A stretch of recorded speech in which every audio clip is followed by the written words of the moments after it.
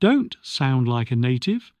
Sound like a leader. Stop trying to sound like a native. They were born into the language. You conquered it. Chasing a perfect accent is a slave's errand. The 1% don't aim for local. They aim for leader. Your foreign flavour is a badge of intelligence, not a mark of shame.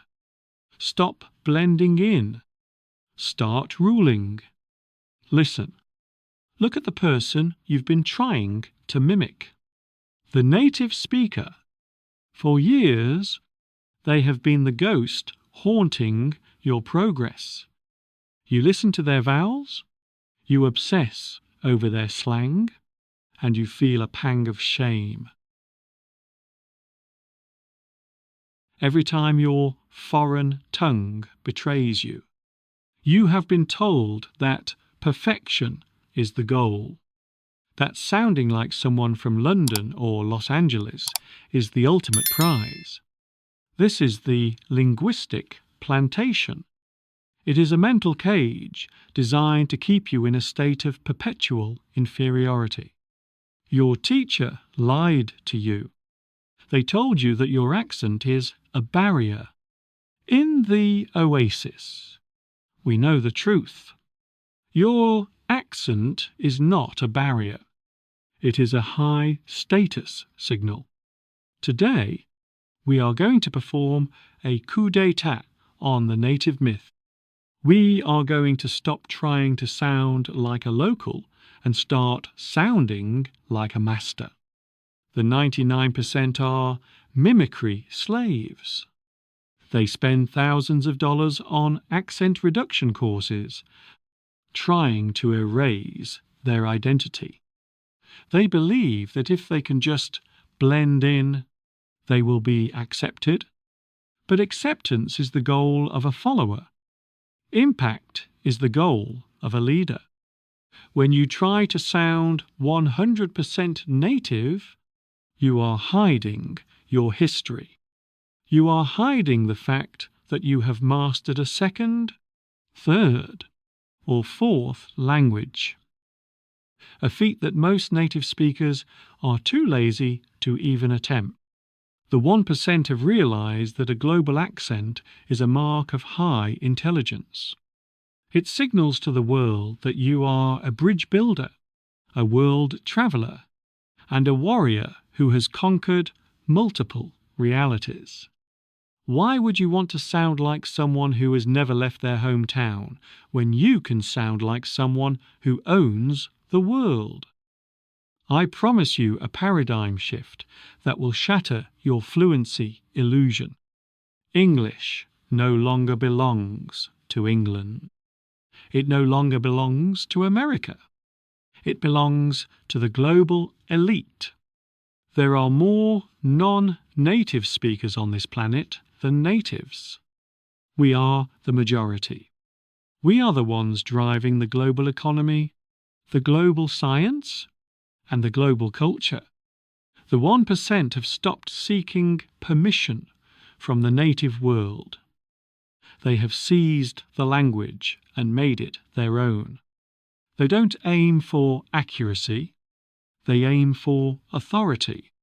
They understand that a man with a heavy accent and a silent power in his voice will always outnegotiate a native speaker who has no vision. The 1% have traded perfection for present. Why are you so obsessed with sounding native? It is a security blanket. You believe that if you sound native, you will be safe from judgment. But safety is a desert mirage. The 1% don't look for safety. They look for dominance. They know that an accent provides contrast. In a world of 1 billion bland voices, a distinct, powerful, foreign accented voice is unforgettable. Look at the most powerful CEOs, the most influential philosophers, and the most dangerous diplomat. Many of them have thick accent. Do they apologize? No. They use the rhythm of their native tongue to add texture and weight to their English. They have turned their flaw into their signature. They have killed the student and crowned the leader. The 1% have performed a linguistic reframing. They have realized that perfect English is often weak English. Native speakers are often sloppy. They use fillers. They use localized slang that doesn't translate. And they often lack the clarity of someone who had to learn the language through deep immersion. The Oasis warrior uses strategic clarity. They speak with a precision that native speakers can't match. They choose their words with the care of a sniper. Because they learned English consciously, they use it more intentionally than those who were born into it. This is the non-native advantage. You have a deeper relationship with the language because you bled for it. Don't hide the scars of your victory. Display them. Look at the colonial mindset.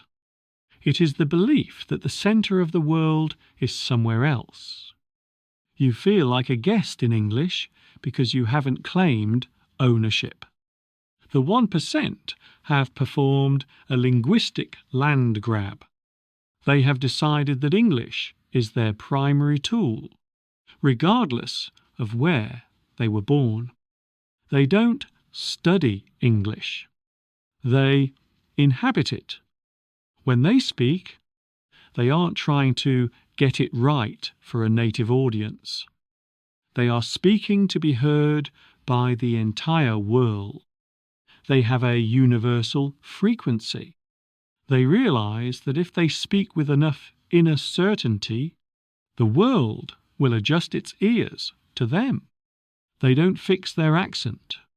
They force the world to respect their voice. This is the death of the native standard.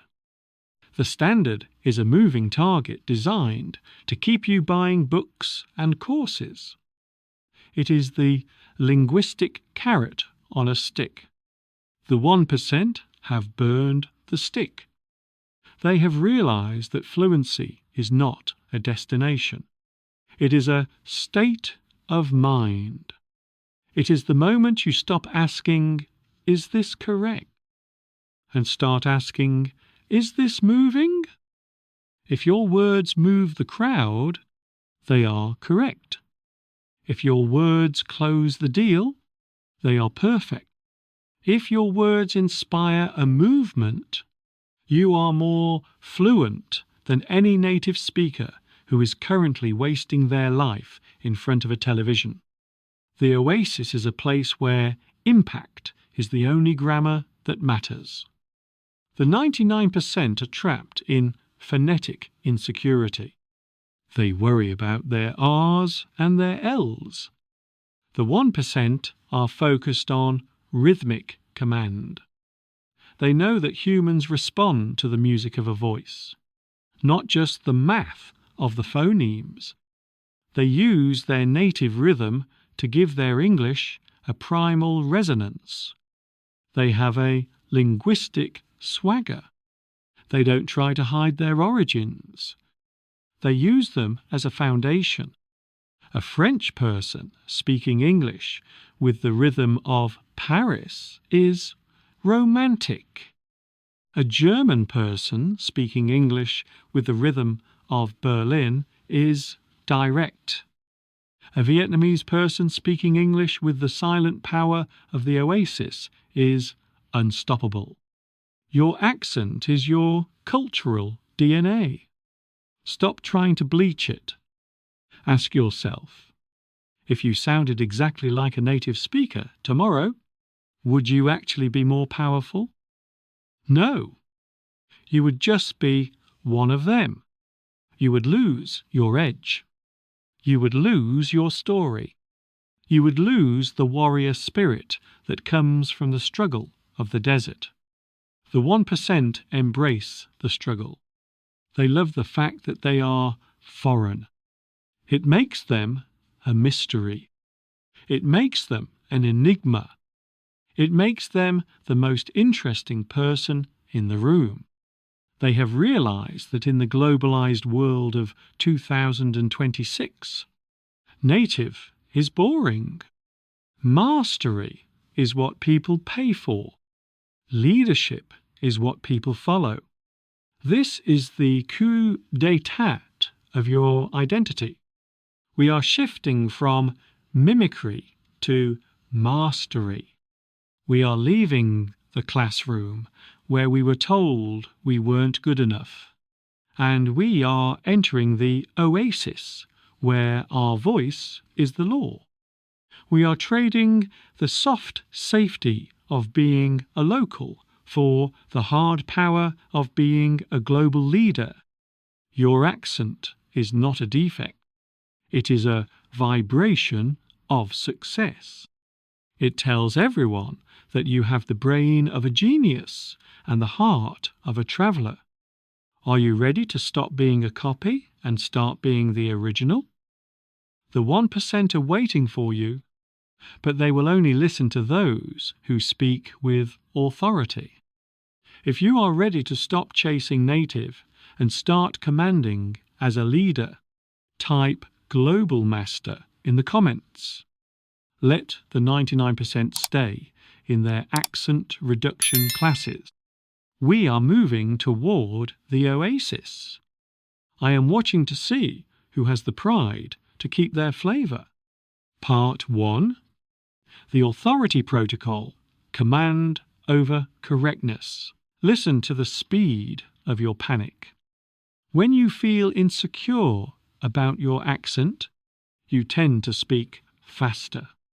You try to blur your words together, hoping the listener won't notice your mistake. This is linguistic cowardice. It signals to everyone in the room that you are a guest who is afraid of being kicked out. The 1% do the opposite. They use tactical slowing. They understand that the person who speaks the slowest is usually the person with the most power. The first pillar of the authority protocol is the heavy vowel. You don't need a native accent. You need sonic presence. You must lean into your vowels, give them space to breathe, and let them land with the weight of a hammer. You are not stumbling through the language. You are walking through it. The 99% are obsessed with intonation, the melody of the native speaker. They try to sing like a Londoner and end up sounding like a broken radio. The 1% focus on stress and silence. They know that English is a stress-timed language. It doesn't matter if your T yet sounds like a D, as long as your emphasis is correct. You must identify the value words in your sentence and hit them with 100% volume and clarity. Everything else is secondary. This creates a rhythmic dominance. When you stress the right words, the human brain automatically filters out your accent. It hears the meaning instead of the noise. You aren't hiding your foreignness. You are making it irrelevant through the sheer power of your rhythm. The second pillar is the pause of power. Native speakers are terrified of silence. They fill the air with and like. They are acoustic clutter. The Oasis warrior uses silence as a weapon. When you hit a difficult word or a complex idea, do not rush. Stop. Breathe. Look your audience in the eye. Let the silence hang in the air until it becomes uncomfortable for them, not for you. Then deliver your word with absolute certainty. This strategic pause tells the world that you are in no hurry to be understood, because what you have to say is worth the wait. It moves you from a student seeking a grade to a leader providing a vision. Silence is the ultimate high-status signal. Why does this work? Because of cognitive fluency. The human brain associates ease of understanding with truth. If you speak fast and mumble with a thick accent, the listener's brain has to work too hard. They become frustrated and they subconsciously trust you less. But if you speak slowly, with heavy stress and clear pauses, you make it easy for them to follow you. Even with a broken accent, you become persuasive. The 1% have realized that clarity is a choice, not a gift. They don't try to change their sound. They change their delivery. They have performed a coup d'état on the listener's attention. They don't ask to be heard. They make it impossible to ignore them. The third pillar is the semantic anchor. Most people use weak, safe words because they are afraid of mispronouncing complex ones. They say good instead of extraordinary. They say big instead of monumental. This makes them sound basic. The 1% do the opposite. They find high value, power words, and they master the physical mechanics of those specific words. They don't care if they can't say refrigerator perfectly, but they will spend 3 hours mastering the word innovation or legacy. They anchor their speech in these islands of authority. When you hit a power word with perfect resonance, it creates a halo effect. The listener assumes the rest of your English is just as strong. You are hacking their perception. Look at your native envy. It is a parasite. It makes you look at a native speaker and think, I wish I had their ease.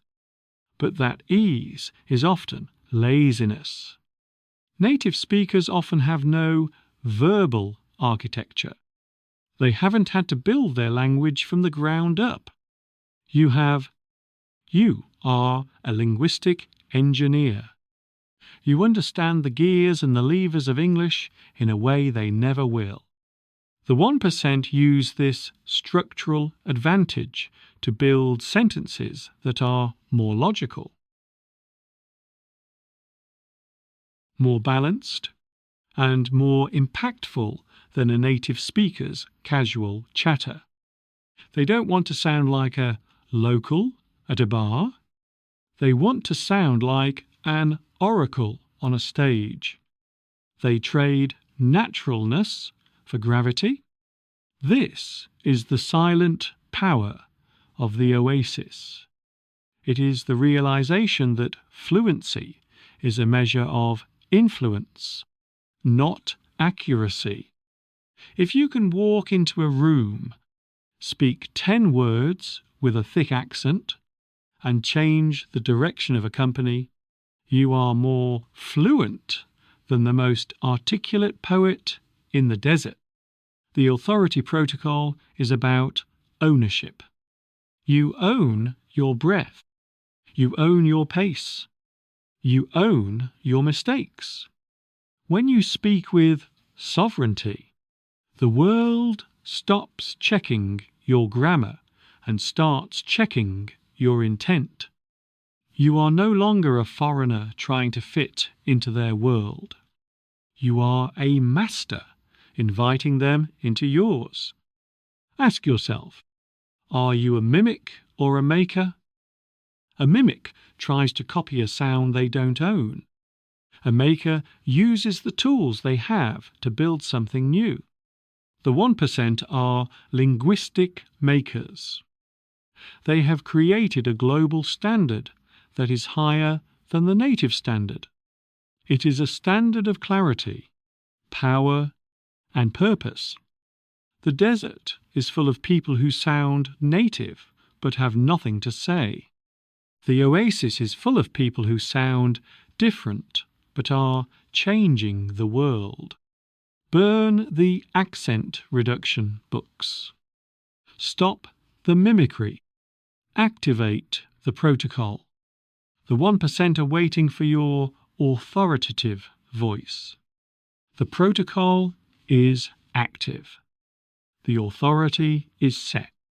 But there is a final linguistic trap that can strip you of your power in a split second. It is the slang delusion, the belief that you need to use cool local words to be accepted. In part 2, I will show you why formal precision is the ultimate weapon of the 1%. Are you ready to stop being cool and start being incredible? Part 2. Formal precision, the high-status language of the oasis. Listen to the chatter of the 99%. They are obsessed with slang. They watch movies and TikToks, trying to learn the latest street terms because they think it makes them sound natural. They want to say gonna, wanta, and legit because they believe it bridges the gap between them and the native speaker. This is the slang delusion. It is a trap of low status. When a non-native speaker uses heavy slang, they don't look cool. They look like a try-hard. They look like a guest who is trying too hard to please the host. The 1% have performed a coup d'etat on casual speech. They don't use the language of the street. They use the formal precision of the oasis. They don't want to be natural. They want to be incredible. The first pillar of formal precision is structural integrity. Native speakers are lazy. They cut corners. They use vague words like stuff, things, and get. The 1% use English as a surgical instrument. They replace get with acquire, obtain, or comprehend. They replace good with formidable or exceptional. This isn't about being fancy.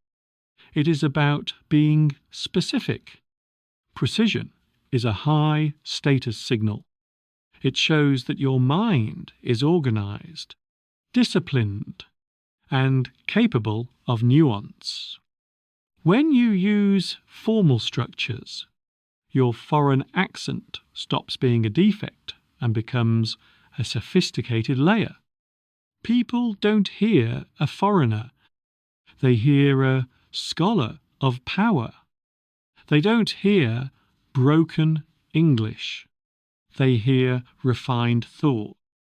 The second pillar is the full conjugation.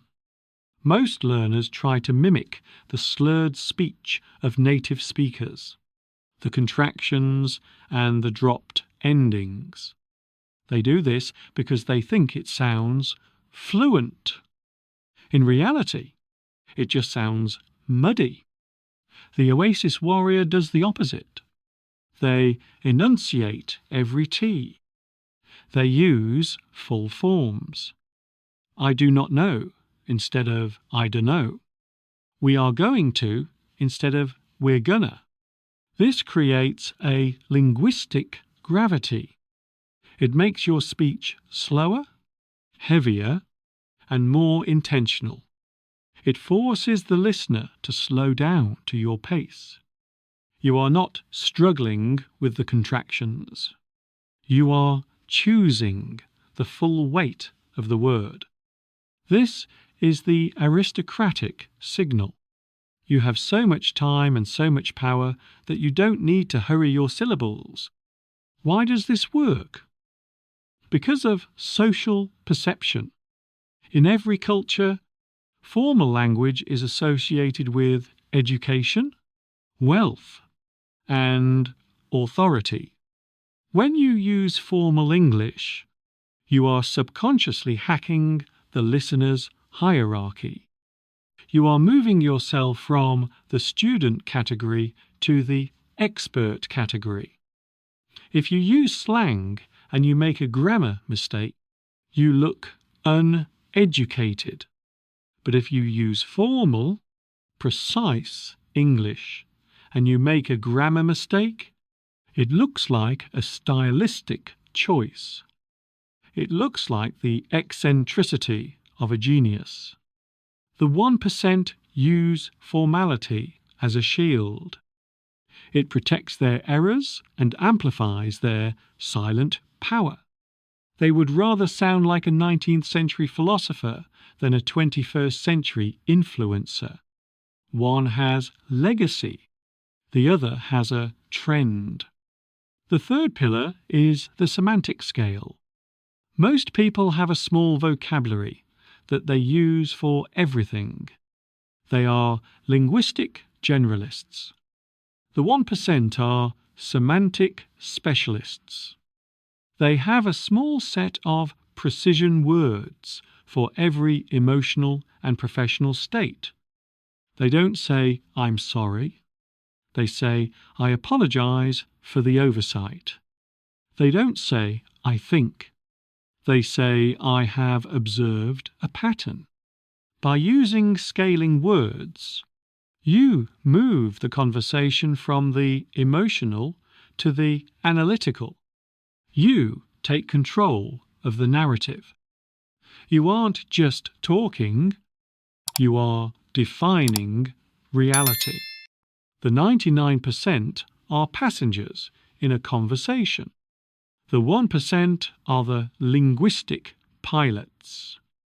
They use formal precision to set the coordinates.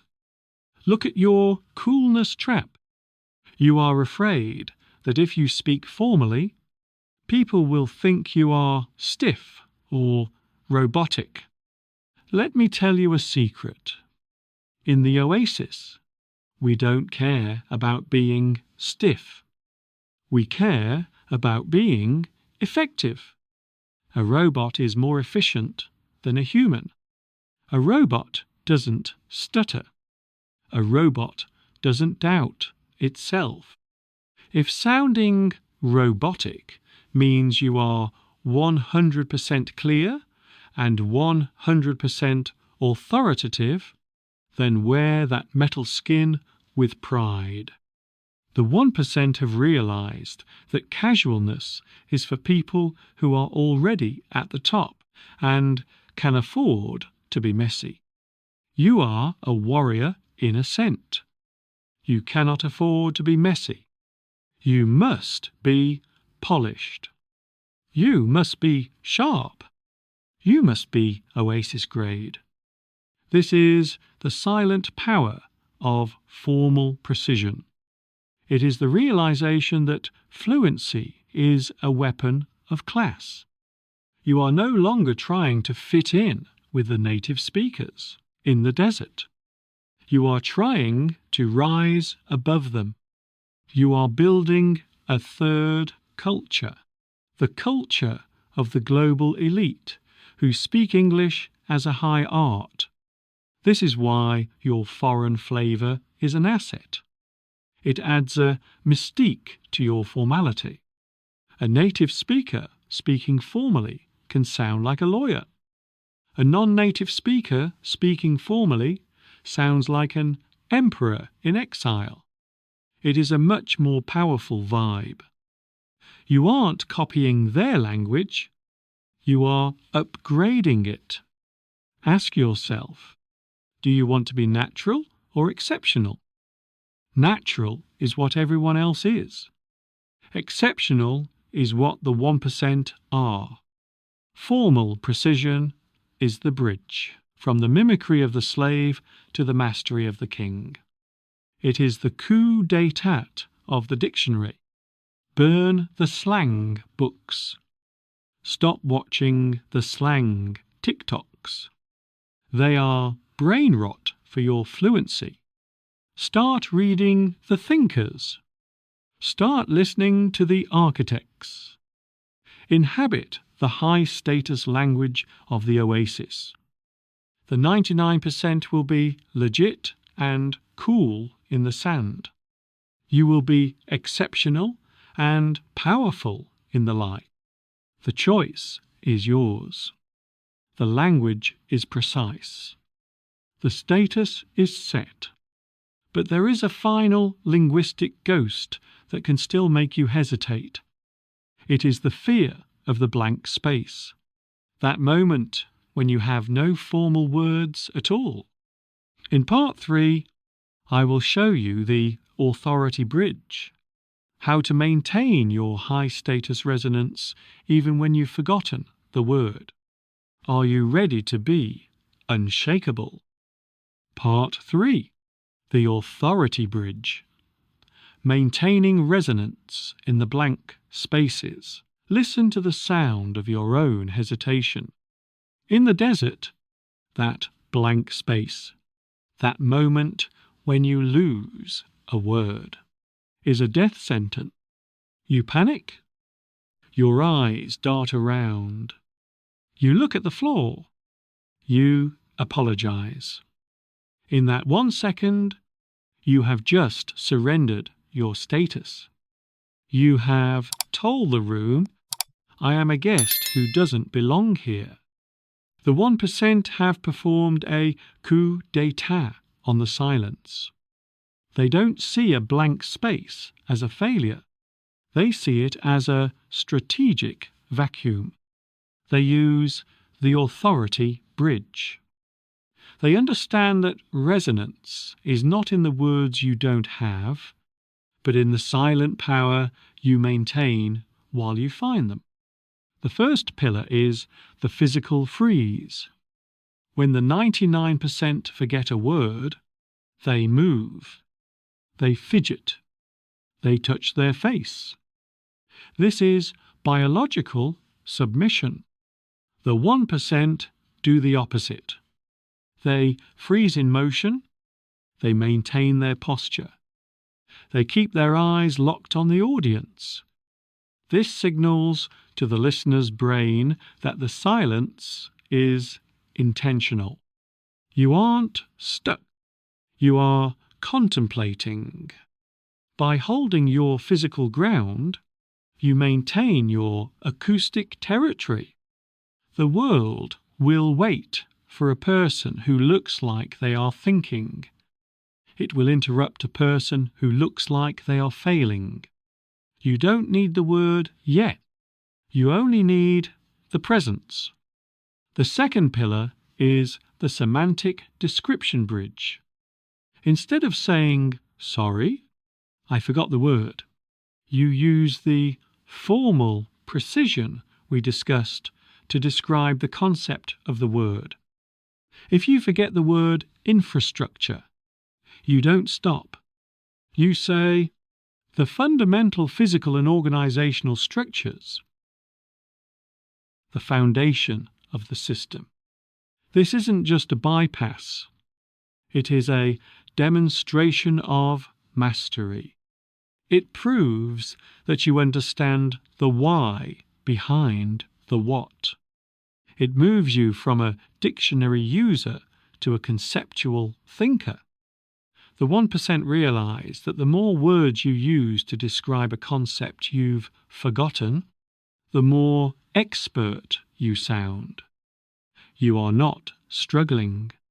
You are elaborating. This is how you turn a void into a value add. The third pillar is the status holding filler. The 99% use low status fillers like and like. These are fear sounds. They are the sound of a brain trying to apologize for existing. The 1% use high-status anchors. They say, "Let me frame this precisely," or "The nuance here is critical," or "Consider the following." These phrases are bridges of authority.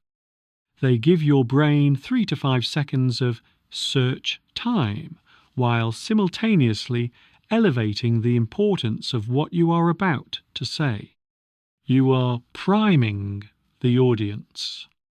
You are telling them that the word you are looking for is so exceptional that it requires a moment of preparation.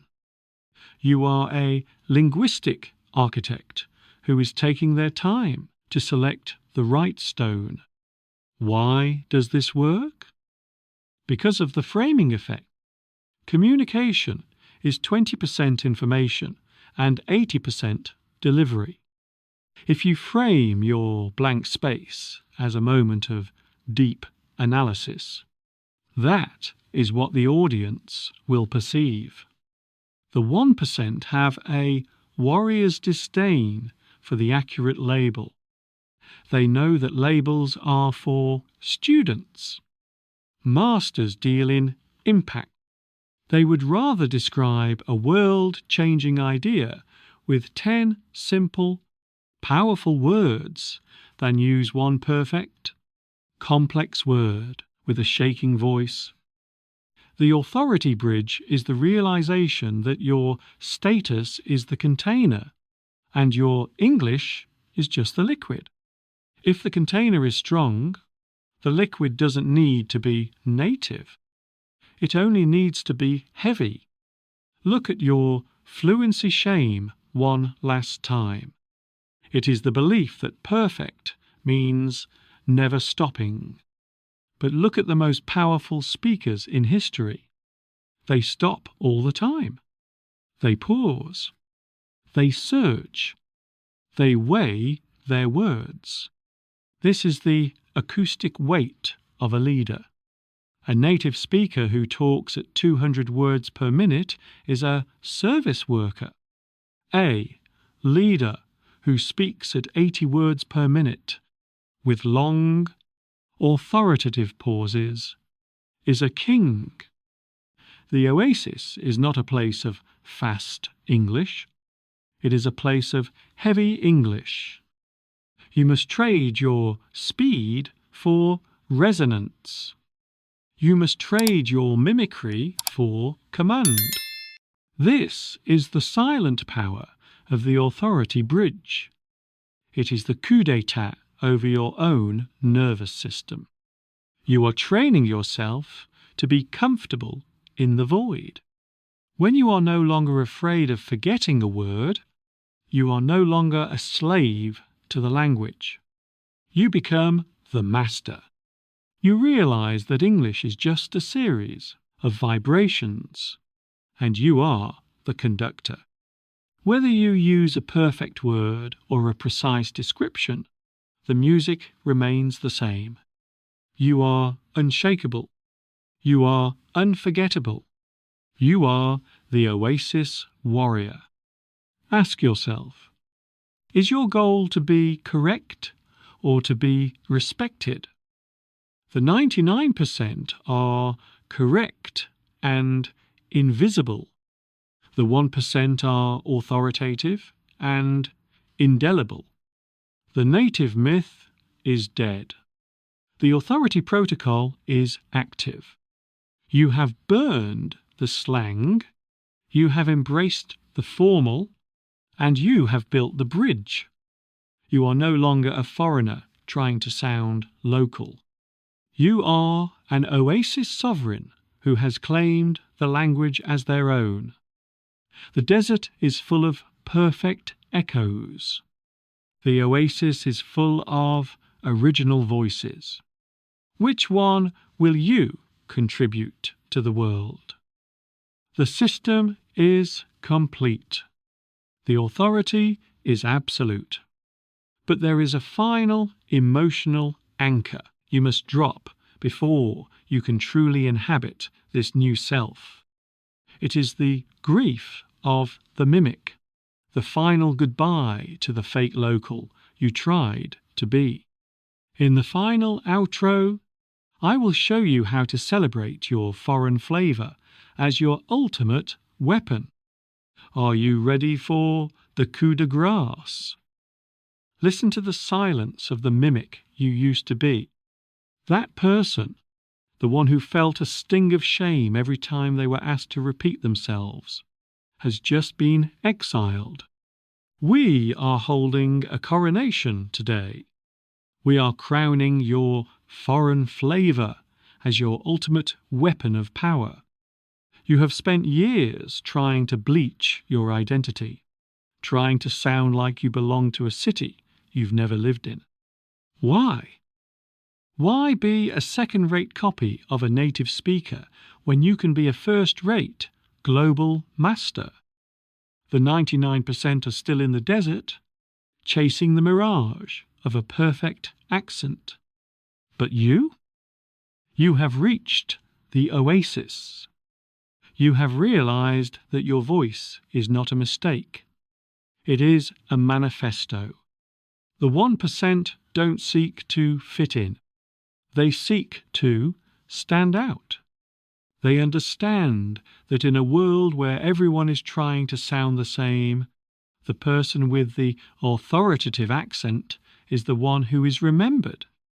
Your English is a bridge between worlds. It is the sound of a mind that has navigated multiple cultures, multiple logic systems, and multiple realities. That isn't something to hide. It is something to flaunt. When you speak with formal precision and silent power, your accent doesn't sound foreign. It sounds expensive. It sounds like the voice of a person who is too busy building a legacy to worry about a th sound. You have traded the soft safety of the local for the hard command of the sovereign. Imagine your future self. You are standing in a room of the world's most powerful people. You speak slowly. You use the authority bridge to navigate the silence.